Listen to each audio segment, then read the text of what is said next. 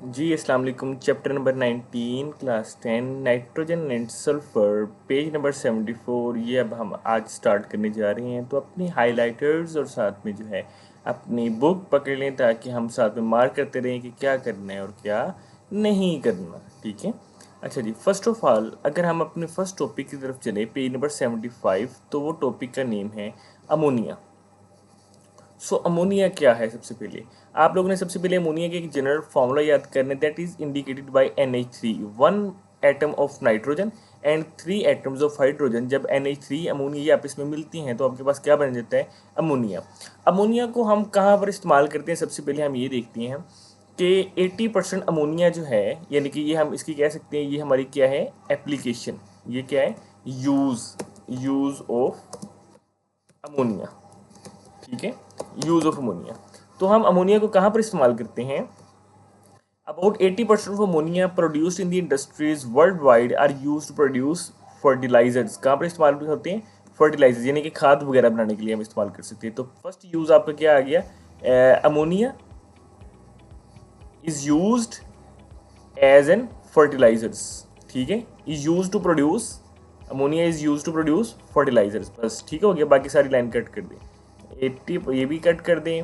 Ammonia is use to produce fertilisers. बस ये first point हो गया। सेकंड पॉइंट इसकी यूज में सेकंड एप्लीकेशन क्या है कि ammonia is used, second application, second use वो क्या है कि ammonia is used in the production of plastics and pharmaceuticals. ये दो एप्लीकेशन होगी। एंड थर्ड यूज इसका जो है वो क्या है? It is used as an refrigerant. ये रेफ्रिजरेंट के तौर पर इस्तेमाल होता है। ठीक है, ये बस तीन यूजेस। ठीक है। उसके बाद अगर हम बात करें प्रिपरेशन ऑफ अमोनिया की, कि अमोनिया किस तरह बनता है, जिस तरह कि हम जानते हैं अमोनिया का फार्मूला होता है NH3, one atom of nitrogen and three atoms of hydrogen. It means ये नाइट्रोजन और हाइड्रोजन से मिलकर बनता है। नाइट्रोजन और हाइड्रोजन से मिलकर बनता है क्या चीज़? अमोनिया। बस इतने से ये इसका एक रिएक्शन है। तो सबसे इंपॉर्टेंट है ammonia is produced by Haber process. कौन से प्रोसेस के जरिए हम बना सकते हैं इसको? हैबर्स प्रोसेस के जरिए। ये एक प्रोसेस का नाम है जिसको that is use for the production of ammonia. ठीक है। इसमें हम करते क्या है? A mixture of hydrogen and nitrogen. ये हाइड्रोजन और नाइट्रोजन का मिक्सचर लेते हैं किसमें? 1:3। वेरी इंपॉर्टेंट कि हम किस रेशियो में लेते हैं? 1:3 में, यानी कि 1 molecule of nitrogen and 3 molecules of hydrogen. ठीक है। इनको आपस में मिलाते हैं इन कंडीशंस के ऊपर। और याद रखना है कि आप लोग एक चीज़ देखो ना, ये कंडीशंस बहुत ज़रूरी होती है किसी भी रिएक्शन को स्टार्ट करने के लिए। यानी कि अदरवाइज आपको पता है ना, अदरवाइज आपको पता है कि जो हमारा एटमोसफियर में एटमोसफियर, ठीक है, यानी कि हमारे इर्द गिर्द आबो हवा जो है, पूरा जो है, उसमें क्या है? नाइट्रोजन भी और हाइड्रोजन भी, ये आपस में मिलकर अमोनिया क्यों नहीं बनाते? क्यों नहीं बनाते भाई? क्योंकि उसको बनाने के लिए हमें ये कंडीशंस चाहिए होती हैं। तो एटमॉस्फेयर में आमतौर पर 400 से 500 डिग्री सेंटीग्रेड नहीं होता, इसलिए अमोनिया नहीं बनता। तो इसलिए ये कंडीशंस फुलफिल होंगी तब आपके पास नाइट्रोजन हाइड्रोजन मिलकर अमोनिया बनेगा। ठीक है।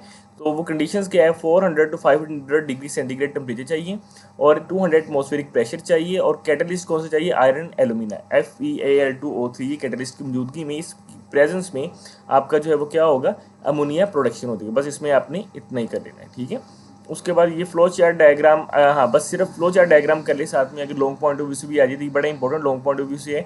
तो ये हमारा सबसे पहले ये देखिए, नाइट्रोजन हाइड्रोजन है, नाइट्रोजन और हाइड्रोजन। ठीक है, वही इसी चीज़ को हम एलेबोरेट कर रहे हैं। ये जो चीज़ यहाँ पर मेंशन है ना, इसी चीज़ को हम फ्लो चार्ट डायग्राम से हम इसको रिप्रेजेंट कर सकते हैं। ठीक है, किस तरह? नाइट्रोजन और हाइड्रोजन, नाइट्रोजन और हाइड्रोजन, जो यहाँ पर रिएक्शन याद की, नाइट्रोजन हाइड्रोजन यहाँ पर लिख लिया। कितने रेशियो? 1:3, यानी कि 1:3। ठीक है, इनको आप इसमें मिलाया। आगे यहाँ पर इस बॉक्स में आपने कंडीशंस लिख देनी है, जो वही कंडीशंस जो हमने यहाँ पर मेंशन है, ये वाली कंडीशंस हमने यहाँ पर मेंशन कर देनी है। ठीक है, मेंशन करने के बाद क्या बनेगा आपके पास? अमोनिया बन जाएगा। ठीक है, अगर फर्ज, और ये आपके पास लिक्विड अमोनिया एक साइड पर हो जाएगा। अगर आपके पास इन केस अगर कुछ ऐसे मालिक्यूल अनरिएक्टेड रह जाती हैं, वो दोबारा वापस रिएक्शन में इन्वॉल्व होकर दोबारा अमोनिया बनाना स्टार्ट हो जाएगी। और ये रिएक्शन कंटिन्यू होगा अनटिल अनलेस आपकी वो अनरिएक्टेड गैसेज भी अमोनिया ना बन जाए। ठीक है, तो ये this is the procedure of Haber process. ठीक है, उम्मीद करता हूँ यहाँ तक समय लग गई होगी। अच्छा जी, उसके बाद आपके पास है सोर्सेज ऑफ नाइट्रोजन। तो सोर्सेज ऑफ नाइट्रोजन क्या है कि हम नाइट्रोजन कहाँ कहाँ से हासिल कर सकते हैं। ठीक है, तो फर्स्ट ऑफ ऑल क्या है? नाइट्रोजन। इट की जगह क्या लिखना है? Nitrogen, nitrogen. Nitrogen is used by the fractional distillation of air, one application होगी, ठीक है। अब ये बनता कैसे हैं? First of all carbon dioxide present in air, यानी कि आपको पता है कि एयर जो होती है ना, एयर उसमें air is a mixture of different gases, air is a mixture of different gases, उसमें कार्बन डाइऑक्साइड गैस भी होती है और बाकी भी डिफरेंट गैसेस होती हैं। सबसे पहले आपने कार्बन डाइऑक्साइड जो इसमें मौजूद होती है उसको रिमूव कर देते हैं, ठीक है, ठीक है। उसके बाद एयर को हम कितने एटमॉस्फेरिक प्रेशर पर मेंटेन करते हैं? 200 एटमॉस्फेरिक प्रेशर पर, ठीक है। अब ये जो जब इतने प्रेशर पर हमारे पास जो एयर होती है that is called compressed air, ठीक है। उस कंप्रेस्ड एयर को देन हम ठंडा करते हैं, कूल करते हैं, कूल करने के बाद एक स्पाइरल जेट में से पास करवाते हैं। जब वो स्पाइरल जेट में से पास होती है तो क्या होता है कि वो सडन एक्सपेंशन होती है उसके अंदर, ठीक है, और टेम्परेचर सडनली डिक्रीज हो जाता है। इस प्रोसेस को हम बार बार रिपीट करते हैं अनटिल अनलेस के आपके पास जो है प्योर नाइट्रोजन जो है वो हासिल नहीं हो जाती। This is the source of nitrogen. तो ये इंपॉर्टेंट है according to exam point of view से, आपने ये भी आपने करना है, जस्ट हाईलाइट जो किया है बस आपने वही कर लेना, ठीक है। उसके बाद हम क्यों पढ़ रहे हैं? क्योंकि यहाँ पर जो नाइट्रोजन हमने कहा है ना, अमोनिया बनाने के लिए हमें नाइट्रोजन और हाइड्रोजन की ज़रूरत है। तो ये नाइट्रोजन और हाइड्रोजन आएगी कहाँ से? तो ये सोर्सेज ऑफ नाइट्रोजन है, यानी कि इस प्रोसेस से हम पहले नाइट्रोजन ऑब्टेन करते हैं, ठीक है। इस प्रोसेस से हम पहले नाइट्रोजन ऑब्टेन करते हैं, उसके बाद जो सोर्सेज ऑफ हाइड्रोजन है फिर इस सोर्स से हम हाइड्रोजन को प्रोड्यूस करते हैं और अमोनिया प्रोडक्शन करते हैं। यानी कि ये इतना सिंपल प्रोसेस नहीं होता जितना हम समझते कि इनको मिलाएं और ये बनेगा। ये भाई ये कहाँ से आएगा? पहले ये सोर्सेज ऑफ नाइट्रोजन और सोर्सेज ऑफ हाइड्रोजन, ठीक है। और हाइड्रोजन के सोर्स में आपने जस्ट ये hydrogen is produced by heating methane gas को हम हीट करते हैं, आपके पास क्या बन जाता है? हाइड्रोजन। सिर्फ भी इतना करके एक रिएक्शन कर लीजिए, दैट इज इनफ, ठीक हो गया। अच्छा जी, उसके बाद ये इंटरेस्टिंग इन्फॉर्मेशन ये भी आपने एग्जाम पॉइंट ऑफ व्यू से रेडी करनी है। 13% total nitrogen fixation in the environment is contributed by the Haber process, ठीक है। Next process is very important, that is the sulphuric acid, king of all the acids, that is sulphuric acid, ठीक है। तो सबसे पहले हम देखेंगे sulphuric acid का फॉर्मूला। हमें पता है सल्फ्यूरिक एसिड का फॉर्मूला क्या होता है हमारे पास? H2SO4, ठीक है। ये हमारा सल्फ्यूरिक एसिड का फॉर्मूला है, बस आपने सबसे पहले तो ये याद करना है, ठीक है। उसके बाद हमारे सल्फ्यूरिक एसिड अगर हम स्टडी करें तो सल्फ्यूरिक एसिड प्रोडक्शन करने के लिए हम जिस प्रोसेस को इस्तेमाल करते हैं that is called contact process. तो कॉन्टैक्ट प्रोसेस में स्टेप्स हैं कुछ, हम स्टेप्स को फॉलो करते हैं, ये भी according to long point of view से बड़ा इंपॉर्टेंट है। तो सबसे पहले हम उसमें क्या करते हैं, आपको पता है सल्फ्यूरिक एसिड का फॉर्मूला क्या है? H2SO4, ठीक है। अब हम ब्रेक डाउन करते हैं कि अब आपको पता है ये इसमें सल्फ्यूरिक एसिड में हाइड्रोजन होना जरूरी है, सल्फर होना जरूरी है और ऑक्सीजन होना जरूरी है, ठीक है।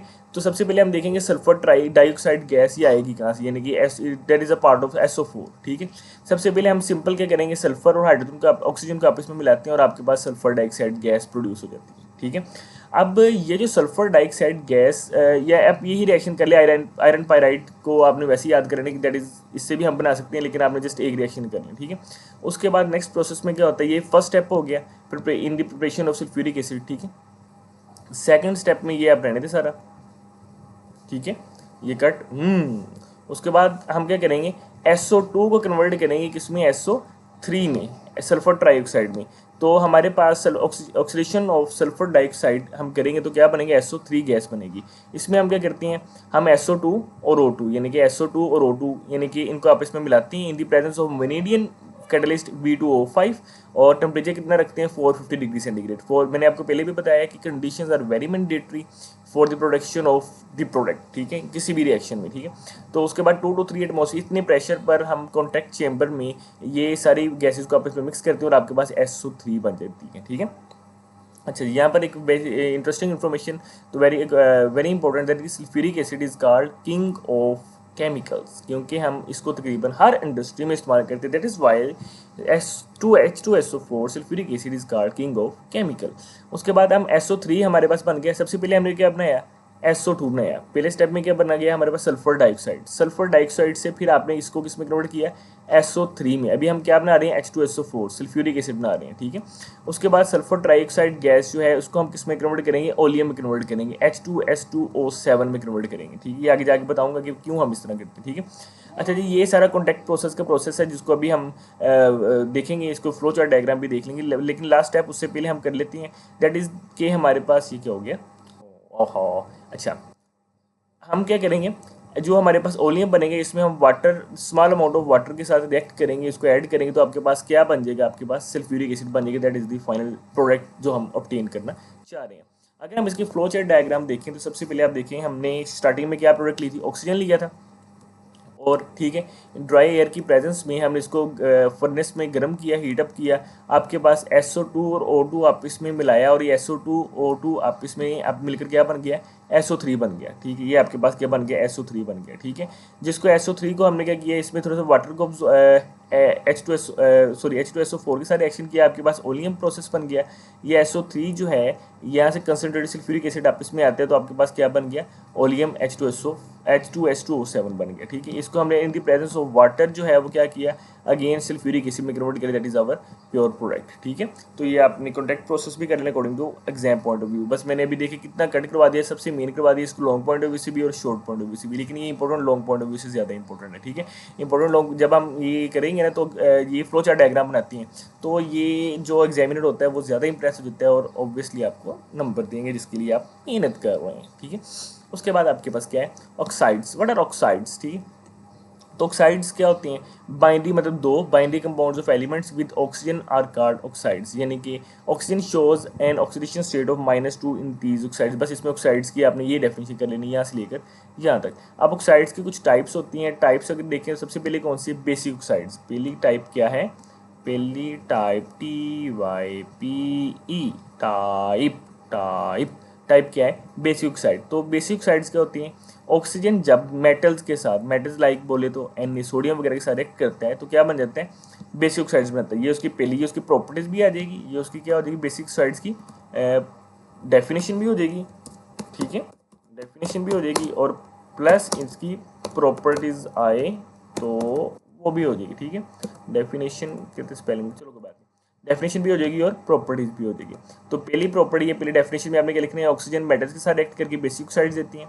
दूसरी में क्या हो जाएगा कि ये रेड लिटमस को किस में कन्वर्ट कर देती हैं, ब्लू में कन्वर्ट कर देते हैं। ठीक है, और जब जब बेसिक है ना, जब इसको एसिड के साथ रिएक्शन करेंगे तो क्या बन जाएगा, साल्ट्स बन जाएगी, यानी कि न्यूट्रलाइजेशन रिएक्शन हो जाएगी। इसमें सिर्फ आपने ये एक इसमें लिख देना है, फॉर एग्जाम्पल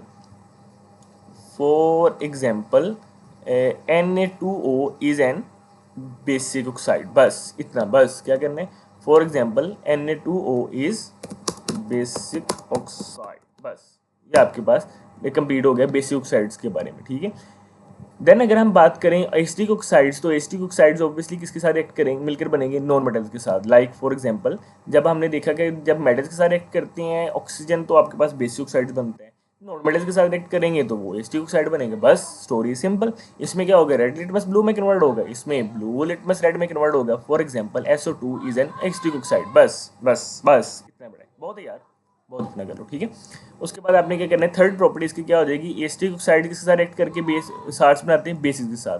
हमने देखा था ना, यहाँ पर जो यहाँ पर किया है वही उसका उल्टा है, यहाँ पर एसिड के साथ रिएक्ट करके साल्ट बना रहे थे, एसिटिक ऑक्साइड क्या करेंगे, बेस के साथ रिएक्ट करके साल्ट बनाएंगे, रिएक्शन करने की कोई जरूरत नहीं। ठीक हो गया।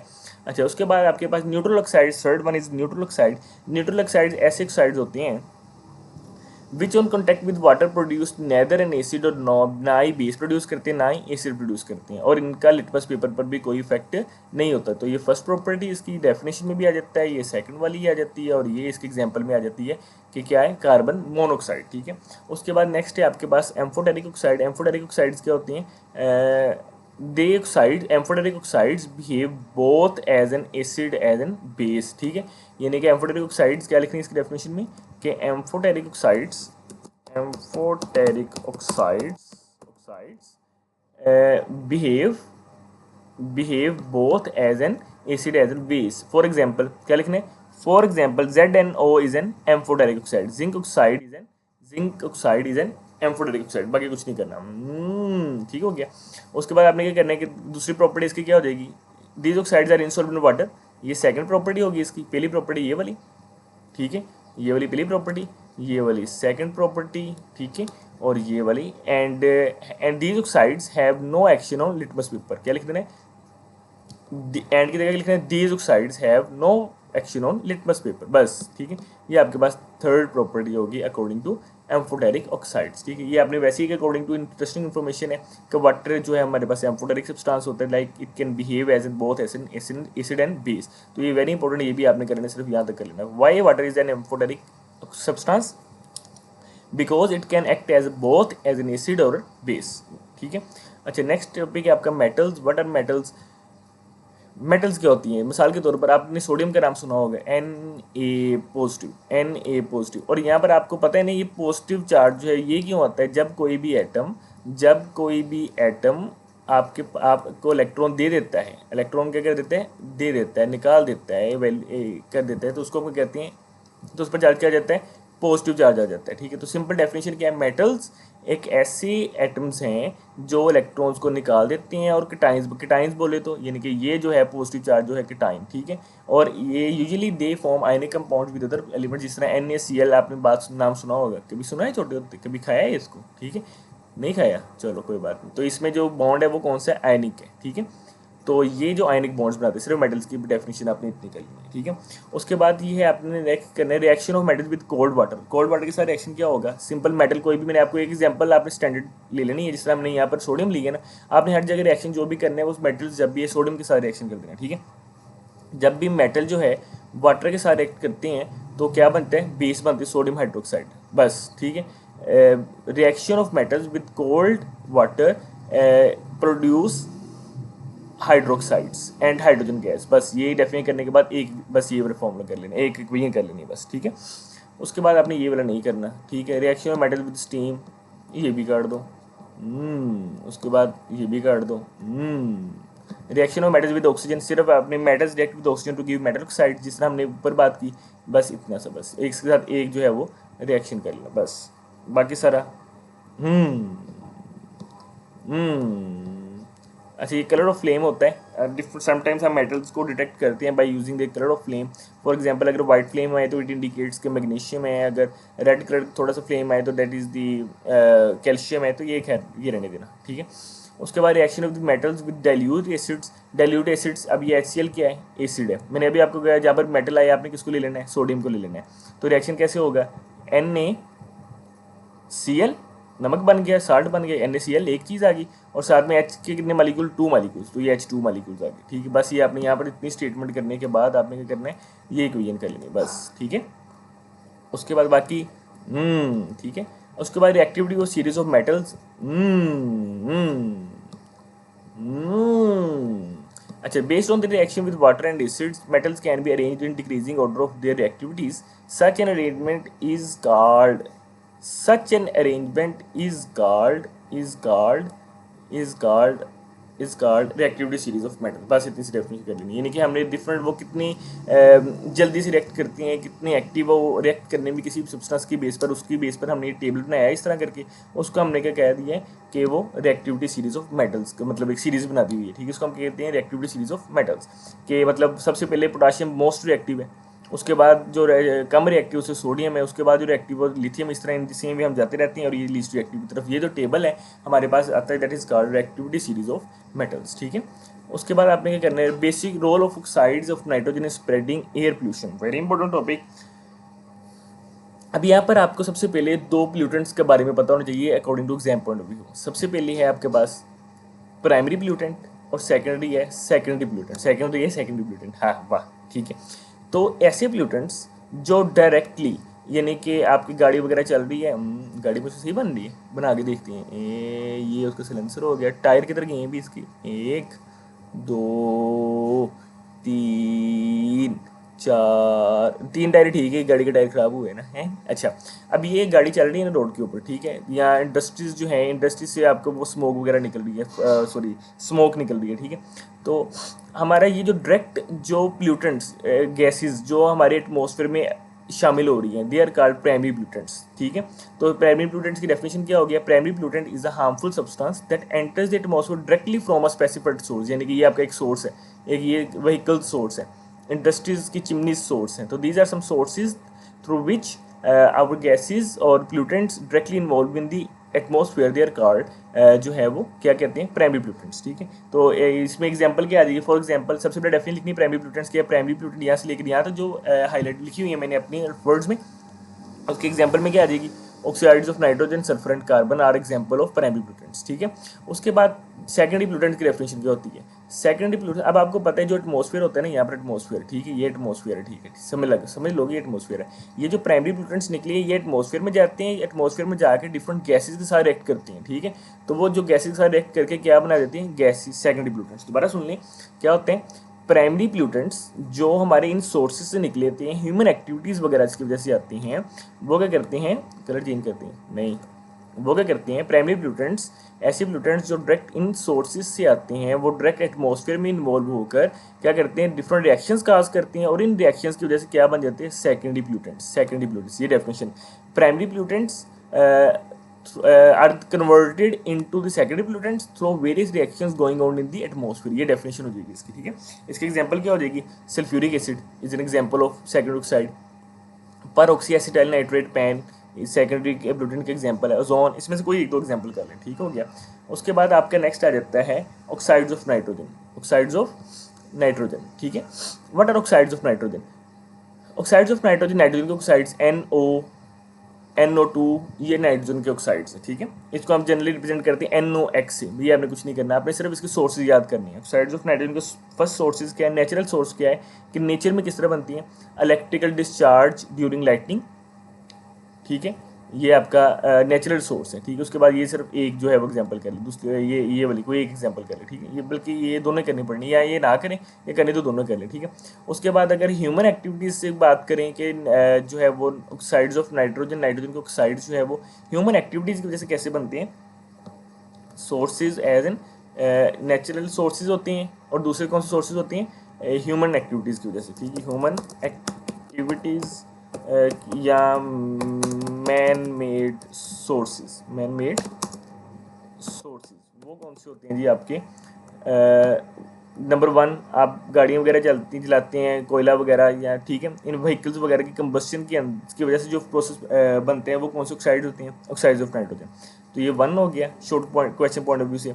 दूसरा कि इनका जो है ना heavy traffic during morning and evening, अब आपको पता है हैवी मॉर्निंग एंड इवनिंग में क्यों कहा गया है, आपको पता है कि मॉर्निंग में बच्चों को स्कूल वगैरह जाना होता है, ठीक है, लोगों ने ऑफिस जाना होता है, ठीक है, और भी बहुत सी एक्टिविटीज़ जो हैं वो मॉर्निंग टाइम में होती हैं, या इवनिंग में हम उन सब ने वापसी आना होता है। तो इन टाइम में, इस ड्यूरेशन में इसकी huge amount of oxygen, oxides of nitrogen produce होती है, बस ये इतना करना है, ठीक है। अच्छा जी, उसके बाद आपने ये वाला रहने दें यार, सेकेंडरी पोल्यूटेंट्स की बात की, ये भी रहने दें, ठीक है, मैंने सिर्फ हाईलाइट जो किया वो कर लेना, ठीक है। उसके बाद क्या है कि अगर हम इसकी oxides of nitrogen can also can act as an catalyst of to convert. अब ये हम कहाँ पर इस्तेमाल करते हैं, क्या चीज़ कहाँ पर इस्तेमाल करते हैं, ऑक्साइड्स ऑफ नाइट्रोजन कहाँ पर इस्तेमाल करते हैं, ये हम इस्तेमाल करते हैं convert sulphuric dioxide present in air to sulphuric acid which is another major component of acid rain.